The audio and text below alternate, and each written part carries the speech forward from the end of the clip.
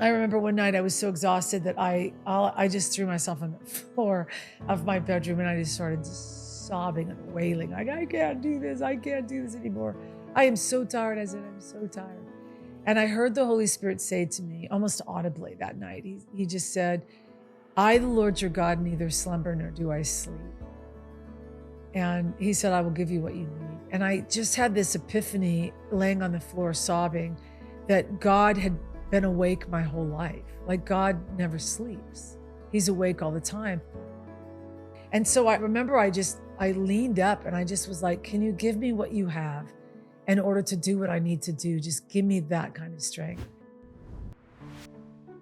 Hey, everybody, this is Rita Springer. Welcome again to the Rita Springer podcast. Worship is my weapon. This is part 3 of a series I started just with my adoption story. Told this on the Audible podcast last year. And then when we switched to YouTube, I thought, well, why don't we just tell this on camera and pick up some more of you that maybe are in an adoption process, have wondered about the adoption process or thinking about adopting. For me, it was kind of crazy. If you're coming into part 3, you might want to go back and listen to part 1 and 2. It's a pretty crazy journey. I obviously am single, and doing this as a single person was an uphill climb, and yet probably the most obedient thing I've ever done with the Lord. And because it was such a God thing, I do think that because I was asked by the Lord to do it, it made the process, I wouldn't say that much easier. I think the peace in the process of it, and how the Lord just kind of kept showing up and provided the money even for the adoption, and just felt so near to Him the whole time. Said to me, "This is the Lord. Keep going through it." Because in the other episodes, I talked about just the emphasis of kind of being scared half out of my mind, but then thinking, okay, this is Isaac. If I just walk it up a hill, I won't have to do this, and God will provide another way. And that really wasn't what God was doing. By the time I'm standing in that delivery room, which is where I think we left off in part 2, and Justice is born, he's born a boy, obviously not the girl that they told me he was going to be. And so I'm kind of in this, if I was in the shock of what am I doing? I'm here with this woman. I don't know this woman. I'm going to take her child from her legally, and I'm then going to be responsible for a small human being. I mean, just all the things that, because I'm single and because I did this alone, I mean, obviously with the Lord, but I was pretty much alone. I was alone in that hospital room. I didn't have family around me. I didn't have any of my friends there. None of my siblings could come in for that. It was a very intense, alone feeling in that labor and delivery area of that hospital. And there was kind of this sense of struggle in the hospital. I think with the agency and some of the nurses, there are certain nurses on staff, this is 19 years ago, but that really felt like they were there to be an advocate for the birth mother. And so they would really try to convince the birth mothers to keep their children. And so the adoptive, parents in waiting kind of were waiting. And then there was this kind of like back talk between the nurses and the birth mothers. And so that had been happening. And when I came on the scene, the gal that kind of ran the agency that I went through was saying, you've got to be there. You've got to be on this, don't give the nurses a chance to be, and so I don't know what I'm doing. I'm just absolutely kind of like fried emotionally, because I'm in this emotional kind of thing that's about to happen that I don't even know if I'm strong enough to actually do it. And I'm almost, in a sense, biting off more than I feel like I can even chew at this point. And so you're not in the realm of connecting. Like when she had Justice, and all of a sudden, he emerges from her womb, and he has the cord wrapped around his neck. He's a little blue. And so there's a little bit of shock there. And then there's shock when the full body comes out and then the doctor announces that it's a boy. Well, I'm not prepared for a boy. Like, nobody said boy. In fact, what I was told is that thank God it's a girl, because we would never give you a boy. Boys need to be raised by dads. And so I'm trying to keep my composure. I can't really connect because the birth mother's there, and I'm so responsible for her. I feel so much responsibility for her. And I remember when I came in to the hospital, the Lord spoke to me out of Ruth, the book of Ruth. And he said, I want you to remember that this birth mother walks in full, but will walk out empty. And you walk in empty, but you will walk out full. So in the book of Ruth, there's this portion of the story where Naomi, who's the mother-in-law of Ruth, when they leave Judea, they're leaving because of famine in the land, but she's got her husband and her two sons with her, and they go to Moab, where the daughters get married, but then her husband dies and the daughters and the sons die. And then she goes back because there's food now in her homeland. And so she goes back to Judea, and she comes in and she says, I left full, but I'm returning empty. So Naomi makes this statement in Ruth about the fact that she had the tangible thing that she could hold on to in the love of her husband and her children when she left, even though there was no food and there was famine and bellies were empty. But because she had the tangible, she left full. And now coming home back to a land that had food in it, but she had no husband and she had no sons. And so she was embittered and angry at the Lord because of that. But the wording of that, when the Lord said it, the wording of it, I understood that there's a cost in the season for how we feel full and when we experience emptiness. And when you're walking through barrenness, there's always this empty trail that's inside of you.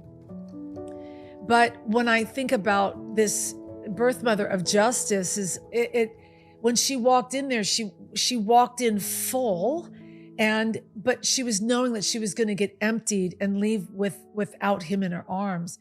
I walked in barren, and I was going to leave with something in my arms. And I felt it was really specific of the Lord to say that to me as I walked in the hospital, because he's like, I need you to remember the cost that she is enduring for you, and the cost that you've borne to get here, but the cost that she has to bear in order to give you what is part of your inheritance. And I'm so grateful for that conversation with the Lord, because I realized that she, in that kind of moment of conversation with the Lord, became the heroine of our story. And that's how the Lord talked about her. That really, that's what a birth mother is. A birth mother is just, she's a heroic character in a storyline that she plays a bit part in, and then she walks away and she gives that storyline over to somebody else to manage. And there's so much emotion there. And when I spent a lot of time thinking about and praying still for Justice's bloodline. And whenever I talk about the story of his birth, I cannot help but remember the imagery of her in the process of delivering him. And it was very surprising for her too, because, she was told, just like I was told, that it was a girl. And I had this girl named something. In fact, I said to her, the language that she speaks in her kind of tribal tongue in Zimbabwe is the language of Shona. And so I said, I want you to give the baby a Shona name. And so she was like, okay, I'll pray about it and give the baby a Shona name. So I was going to call obviously the little girl Liberty Selah, and then whatever name she was going to give it in Shona.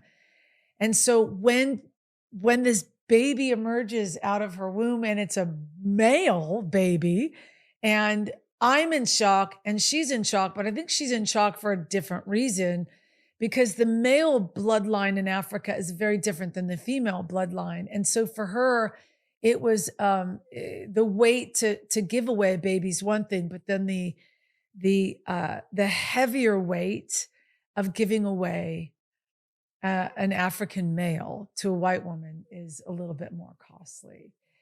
And I didn't even realize that until we talked about it later. But when this male boy emerges from her womb, the Lord spoke to me out of Isaiah, and He said, "Yet it's in faithfulness that I bring forth justice." And so I knew the moment that he was born, that's justice. And, in the back of my mind, I thought, if I did have a boy, what would I name him? And I was like, Justice, or Zane Justice. I have an older brother, his name is Zane. I've always loved the name Zane. He was named after a Western author named Zane Grey. And I've always loved that name because it's a name that's, it's not common. And I always love uncommon names. And my brother's just one of the kindest men I've ever met in my life. He's just got a very tender heart like my mother. And I thought, man, if I were ever to have a child, a boy that would carry the name of somebody, it would be my brother Zane, because Zane is just a kind-hearted guy, very patient, very soft-spoken, doesn't need to be the center of attention, incredibly funny and sarcastic. But I always was just like, man, that would be great if and so I knew, it'd be like Zane Justice or something like that. But when this baby's born, the Lord speaks and He says, it's Justice. So I was like, that's Justice Zane. And so on the way to the hospital that morning, before she had given birth to him, she told me the name that she felt like was his in Shona. And it's a very simple name called Anesu or Anasu.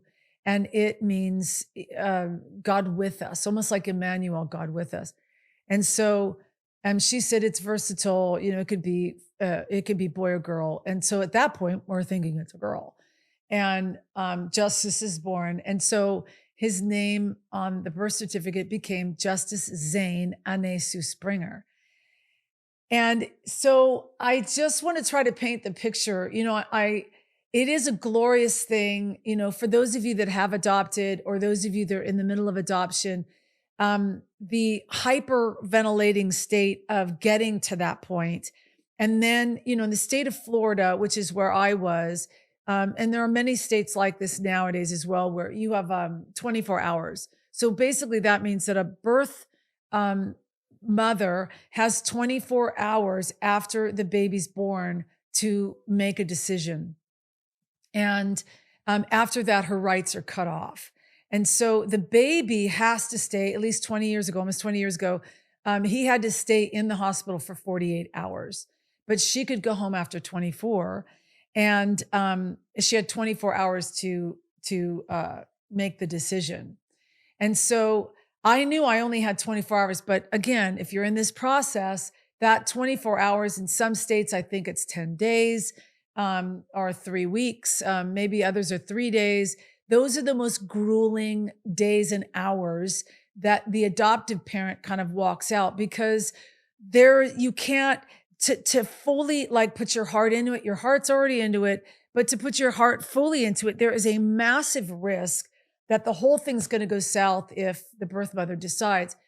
And I wasn't feeling a self-centered, selfish, I just want her to, I was literally feeling the weight of her decision. And I'm hung and caught in the balance of, it's going to traumatize me if she says no, but only from the perspective of I'm invested in this and I've said yes to this.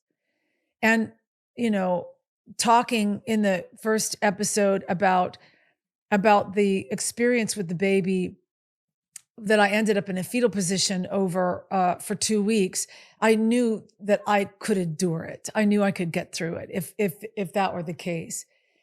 But I think for me, it was more like I wanted to be so aware of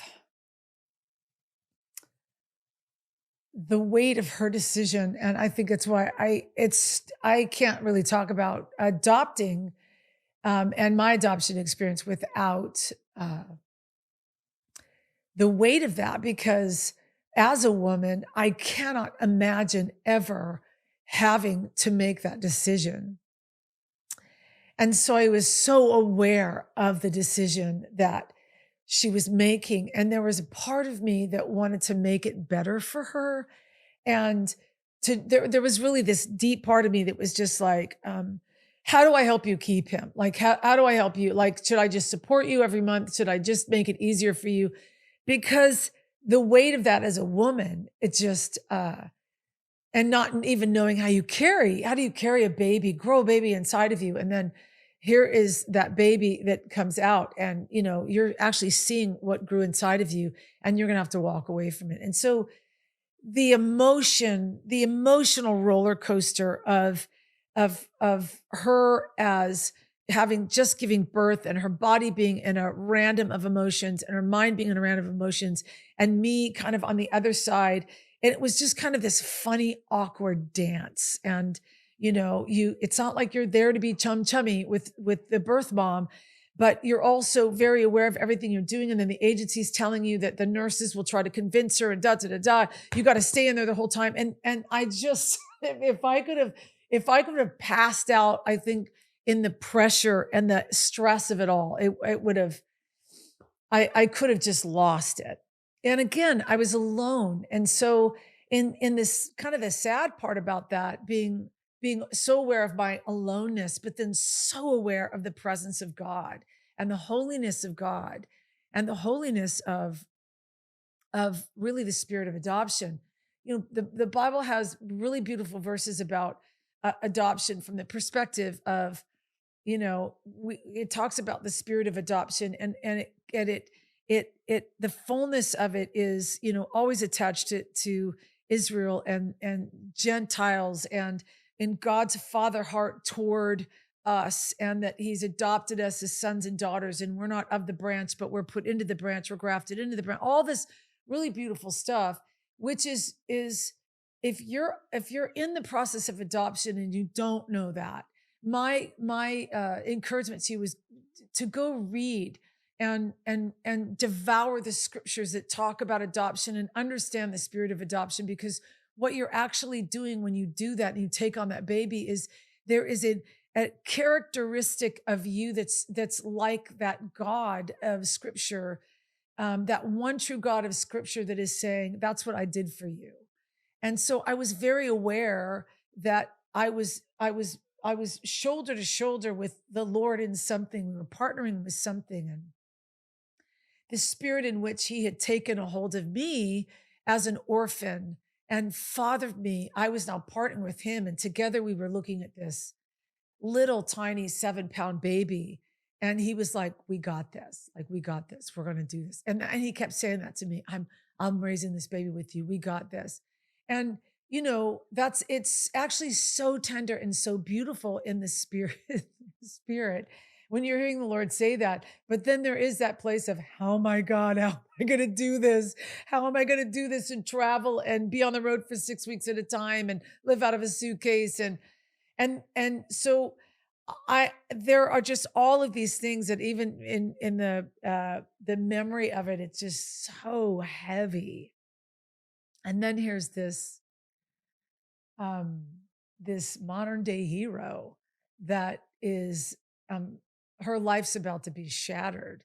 And I can't help but feel all of these feelings for her. And so that 24 hours after he was born was probably some of the most grueling emotionally. So because of the nurses and the, you know, all the crazies that the hospitals do and the agencies have to fight that. It's just kind of nuts. It's like a soap opera series in adoption, in the adoption world.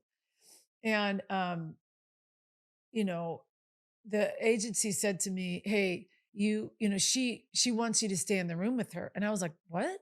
She's like, "She wants you to stay in the room with her." And I think afterward, afterward, I kind of probably assumed, I kind of was figuring out like, I'm sure that she went to her and said, she really wants to stay here overnight. Would that be okay? And I'm sure she didn't know what to do. She was like, yeah, sure. And so then she came back to me and said, she really wants you to stay in there overnight. And that was the agency's way of protecting the alliance between the agency and the birth mother so that there was not a severing with the hospital staff. And if I was in there all the time, then it was really a lot harder for those nurses to communicate to the birth mother by herself. And so awkwardly, I stayed on a roll-out cot in the room. And it's like, I don't think the woman wanted me there. If I were that woman, I wouldn't have wanted me there. I would have wanted one night with this baby before I gave this baby up. But she was exhausted. And I basically kind of took care of him all night long. And I remember in the morning, I was like, I just got to get out of here. Like, I got to get out of here. I got to get out of here. Because while I was holding justice and all those things, all of the connecting parts to me were like, guard your heart, guard your heart, guard your heart. You better guard your heart. So I felt like there were all these like doors that were like, I'm closing because I didn't want to go full in until she had made the 24-hour decision. And that's just self-protection. And so in the morning, I remember I had shopped so much, and I was like, I have so many things to return. So I left around 9 o'clock. Told her that I would be back in a few hours. I was just going to go shower, change back at the hotel, and then I would bring some clothing for him to wear. And so I left, and I remember driving back to the hotel and just crying the whole way there and just being like, what am I doing? Like, what are we at? This is it's just nuts. This is crazy. This is nuts. Returned some stuff, went back to the hospital. And at that point, she was changing, and I knew that the agency and my lawyer were on their way. And so I had this camera and I was filming. I was trying to be the do good parent and get all the footage that I possibly can. Really, all the footage I could about her because I knew it would mean something to him one day. And I remember I had this French, I found this little French boutique in that area of town. And I bought this absolutely stunning little layette gown with tiny little green frogs all over it and had this matching hat with tiny little green frogs all over it. And I changed him into that and laid him on her bed. And she had come out of the bathroom after she showered, and she had this absolutely stunning. I remember she had this stunning African turban on her head in this bright color. I mean, she's stunning, stunning. My son is so handsome, and it's because is the hero of our story, the birth mother, is absolutely gorgeous. And so she actually looked like a model. And so she just looked this, she was so done up and beautiful. And I gave her this outfit. She changed him. She put him in this little outfit. And I just took the camera and started filming it.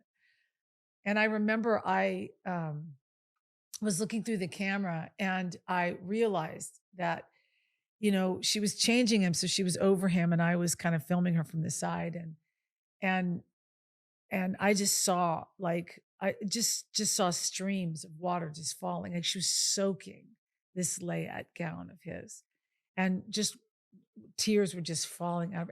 And the, the look on her face of a mother, almost like trying to memorize the, the, the etch of his face and just every part of his body, like the way her eyes were roaming around his little 7-pound body. And you could just feel it in the room. You could feel that um, she was looking at him probably for the last time that she'd ever see him like that. And she hasn't seen him since. And it was just, it was heavy, heavy, heavy in that camera lens. And I almost felt like there was this holy moment of transition between her and him, where without words, she was just trying to tell him everything she could tell him in that moment, and almost like labor and an apology of not being able to do what I was willing to do. And so I remember I kind of shut off the camera, and I just I said something to her like, it's all going to be okay. I promise you, it's all going to be okay. I mean, like I felt kind of stupid even saying that. It's like for her, it wasn't going to be okay. It was going to be a really difficult journey for her. And then, he went down to the nursery, and the legal team came in, and within a few hours, they had signed the papers, and I was just waiting in the waiting room and waiting in the nursery with him. And the agency came in and said everything's signed, and she wants out of here. She's asking for discharge. She's getting out of here. She wants to get back to her daughter, and she had an older daughter waiting for her, and I said, Okay." And I remember the Lord saying, "Remember, she is going to come in full, but she's going to leave empty." And so I think I said goodbye to her, and then I went back to the nursery, and um, she never saw him again. And she checked out of her room. They discharged her, and somebody came and picked her up, or she took a cab or something, and she left. And when um, the agency said, "Hey, she's just been discharged. She's left the hospital. He's yours." And that the little tag in his incubator no longer said, uh, her last name, but it just had, his name in it, his full name in it. They had switched the cards and put the full name in it. And I had to stay there another 24 hours before I got to take him out of the hospital. And so, those moments are like, I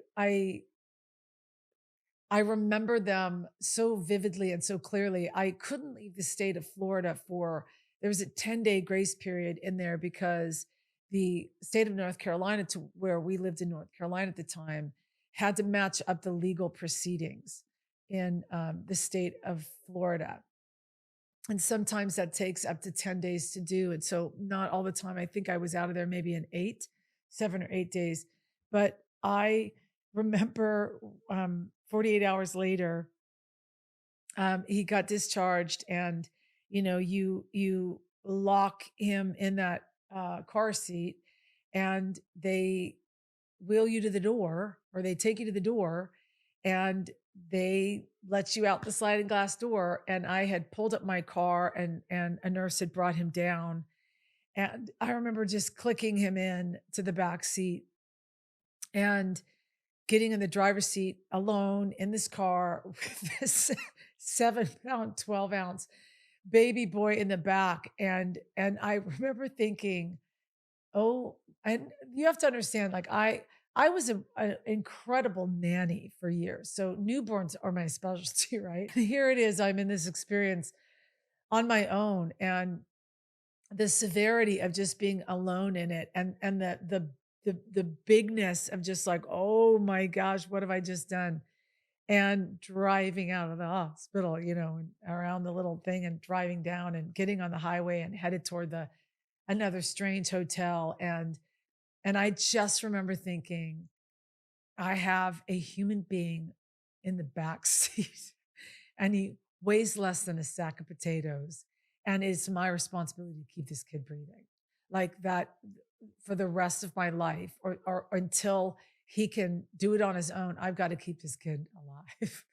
And so I remember just thinking that the whole time, the weight of that, the weight of wondering about her, the weight of, oh my gosh, what am I going to do? And getting into this hotel, and then just kind of being, I had a friend actually came in, a couple friends came in for the time that I was there, so that it kind of broke the ice a little bit, which was so great to have company. But it was a wild week of being in a hotel room with this tiny little baby and starting a whole new life it was as if, you have all of this stuff on a page, and then you flip the page and it's blank, and everything is a do-over, everything is a new experience, everything is a it starts now from this. It starts now from this point. When you before you had the baby, that was that page. After the baby's born, it's this page, and it's full on. It is a full on morning, all night. It is a full on new experience. And while it's beautiful, there are these things about it that, you know, because I had so much experience with kids. For me, I knew how to take care of a baby. That wasn't my thing. It was the weight of doing this thing with the Lord and not really knowing how it's going to go. And I do think that sometimes my melancholic sometimes state always thinks of, is something going to happen down the road? Like what if I lose the baby to SIDS? What if you just think those crazy things. When you have a child, you climb a flight of stairs, and all of a sudden in your head, you're seeing yourself falling down the stairs. I mean, just the wicked games that the enemy plays on new parents. It's like, it's insanity. And it is the responsibility of taking care of a baby is so deep, but it's also, I was walking out this thing that was just kind of crazy, and everybody that was in my life kind of thought I was crazy. There were beautiful people that thought I was so valiant and so brave, but there are a lot of people that, you know people that just wouldn't be, close to me anymore, because they just didn't understand single parenting and the choice of actually single parenting. And I can tell you that after bringing him back home, and then realizing that in the couple weeks that I had while I was home with this brand new baby, I was going to go into surgery, and they were going to try to save my uterus. So I have a brand new baby, and they cut me from hip to hip a month after he's born, and now I'm recovering like a woman that had just had a C-section. And so it just was this weird, crazy, crazy season where in the back of my mind, I'm like, the Lord's allowing my body to actually experience what a woman goes through when she has a C-section. What is that saying for my future? And it was just a lot. There was a lot going on. But the beauty of the nearness of God and the hope of God in that beautiful journey of adoption, to me, was life changing. I say about Justice all the time that he he was the best song I ever wrote, because he was the best obedient yes I've ever said, and he was the most costly thing I've ever done, and the most rewarding.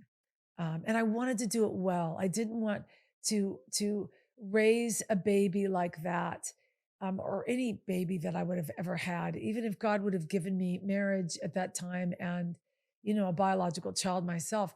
I just didn't want to raise a baby in my own baggage. And so I realized there was a lot that God was kind of going to have to really scrape off the surface, really in the first 3 to 4 years of his life, where relationships changed and things changed and surroundings changed and all kinds of stuff changed, because he was it. Like, it was like, I cannot do this and still actually do this well. And so I had to shave off different things, and there was, day costs and morning costs and all kinds of things. And there were trips that I said yes to that were harder. There were trips that I had to say no to because I just couldn't do it. And I mean, for at least a good 4 months of having him and traveling, I would lead worship with him strapped to my chest, because I just didn't want to give him to somebody unless I took somebody I knew with me that could hold him.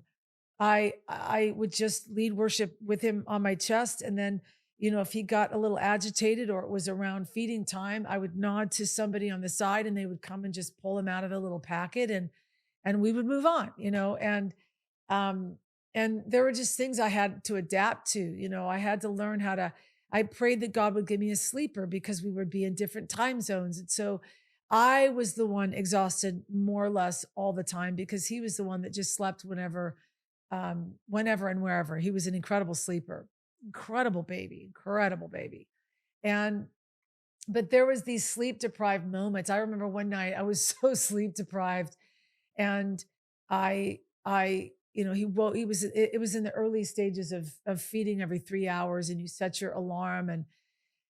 And I remember I was so exhausted in one of those early AM feedings, and I got up and I got him and I fed him and then I put him back. And I realized that, when you go to feed a newborn baby, by the time you get the newborn baby down, you're going to it's going to take you another hour and a half to get to sleep. And then another hour and a half, they'll wake up for another feeding. So you're a zombie, like you're just in zombie land.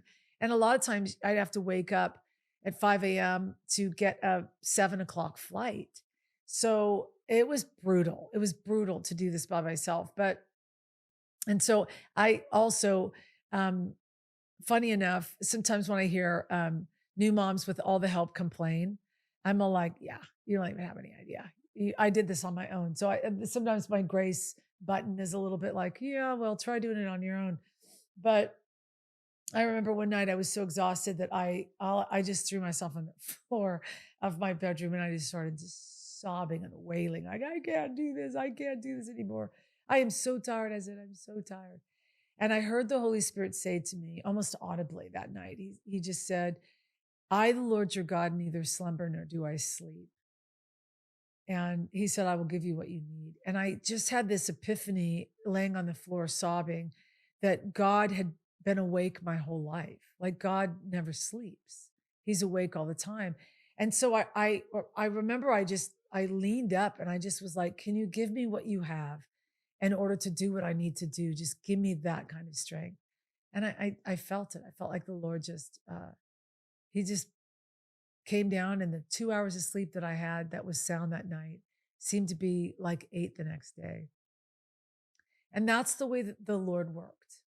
Um, Everything that I needed, especially in those early months, He provided, and He was just there. I look back on that time, and as much as some of it was just so emotional and lonely, God was always there, and He was always right in the middle of it, and He was always willing to, you know, to just hang out with Justice. I mean, I could feel the presence of the Lord in his room, and I had my friend come, and she had painted that crib with all the names of God the way I had dreamed that years before ever adopting him. And so here was this little baby that was lying in that crib that I had dreamed of maybe 5 years prior. And here I knew that the resemblance and the meaning of God and who he was just, all around Justice. And funny enough, when Justice began to speak, he would talk about this best friend that he had, and he would call this best friend Jawa, and he would say the craziest things about this best friend of his. And it wasn't until one day he came in from the porch. He was about 3 years old, and he said that Jawa had just his best friend Jawa had just told him how he had fastened and knitted the wings on bees. And I realized that he was talking to the Lord. And Justice had this elaborate imagination, and he had this, Jawa was a pilot, and they flew all the time. And every time we got on a plane, Jawa would show up and say, I'm flying this plane. I was just crazy, crazy, crazy, crazy stories. Because I felt like the Lord's promise of always being with him and fathering him was so kind on the early days. And Justice doesn't remember any of those stories now, but even throughout his life, God has stepped in and fathered the kid. And, I have to say that many parents maybe don't invite the Lord into those areas. I don't know how you parent without Jesus. I do not know how you parent without Jesus.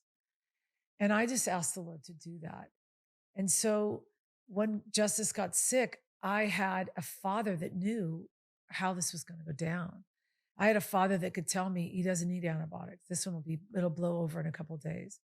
And I was listening to that voice, and I was walking with that voice. And, I could feel the Lord being like, um, he's got issues with his ears. So it's like, okay, take him in. He ended up getting tubes in his ears because he had ear infections all the time.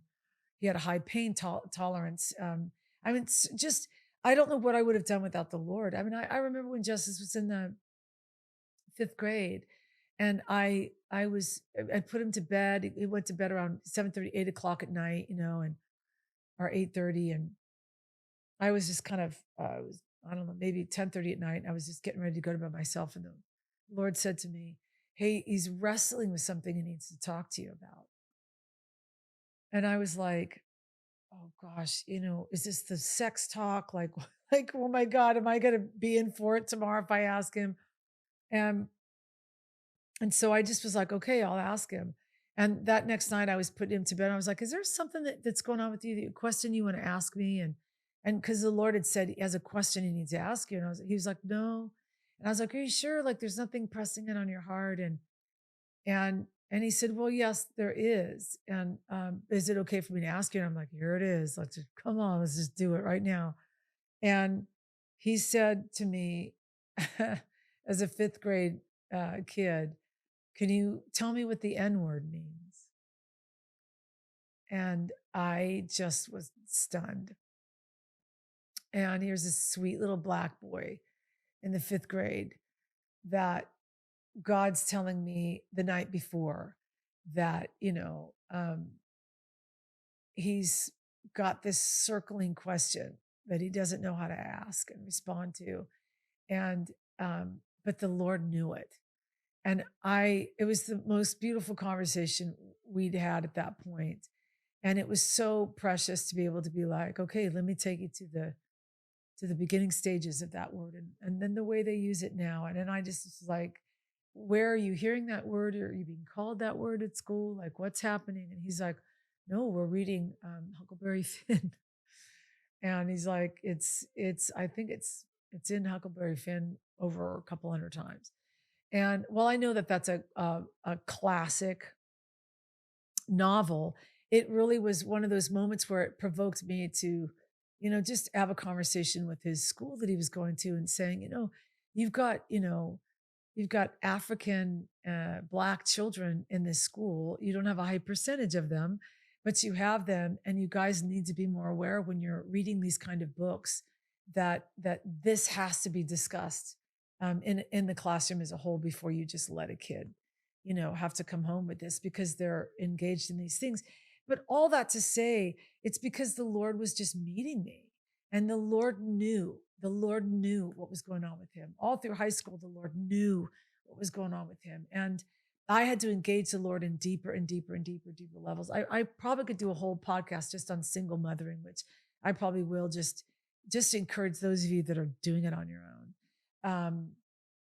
But the adoption story for me has been such a precious journey, because it really has been about me partnering with the heart of the Lord. And um, I'm trying to recollect if I said this in the other podcast, but I'll say it again here, just as a to reiterate this. But in our court system here in the States, it's all over the world as well, but you can separate your right legally from your biological child. You could go into a court system and you could have it revoked. You could have the biological rights revoked. But when you adopt a child, it is against our law for you to revoke your right to be the child's parent. So when I, 4 months after he was born, went in to solidify and finalize the adoption, I had to raise my right hand in front of a judge, and the judge says, "You realize by the law of adoption, you cannot sever your right to be his parent." Now, if I was a crap parent, the government could take him away from me, absolutely. But I couldn't just say, I don't want him anymore, without paying a severe cost in the court system for it, because it's against the law. And so I say that because, as we come like to close this third part of this beautiful story of mine, where I got the greatest thing in the world ever given to me. Um, I partnered with the Lord in adoption. And that's what adoption really is. Adoption is you partnering with God and taking on, I think it's a biblical thing for us all to want to house and love the orphan. It's biblical. Everybody should do it. I think that the problem with our our orphan epidemic today and our foster care system today is because the church isn't doing its job taking care of the orphan. That's a whole other podcast. Maybe we'll get to that. But if the church began to get a heart for the orphan, there would be no more orphans. And because it's a biblical attribute of God to adopt us as sons and daughters. And what it means is that he cannot sever his right to be our father. And that should blow your mind. Like that should explode your head in God's precious, kind, enduring love for us, that he is a kind, good, loving father. And I just encourage all of you out there that are in the adoption process, as hard as it is sometimes, the waiting game and all of those things, that you stay in it, because what you're doing and what you're going after is the very heart of the Lord.